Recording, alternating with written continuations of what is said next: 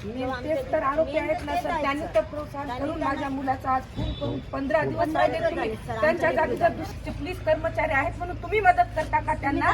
एवढे दिवस झाले, त्यांनी 15 दिवस झाले ते फिरतात. त्या याच्यापैकी जर आमचं कोणी असतं तर तुम्ही त्यांना अटक केली असती, तुम्ही त्याचा काहीतरी बंदोबस्त लावला असता. पण आजपर्यंत तुम्ही त्या पोलीसवाल्याचा काहीच बंदोबस्त लावला नाही. आम्हाला त्यांच्याकडून धोका आहे, कारण ते गजानन मामिडवारचे पाहुणे आहेत, त्यांच्या जातीचे आहेत. त्यांच्या घरी येणं जाणं त्यांचं चालू होतं. मुलीला पण धोका आहे, आम्हाला पण धोका आहे. ते झाल्यानंतर तुम्ही करणार आहात का त्यांच्यावर काही? प्रोटेक्शन दिलं तर सर आम्हाला बाहेर पण यावं जावं लागते ना.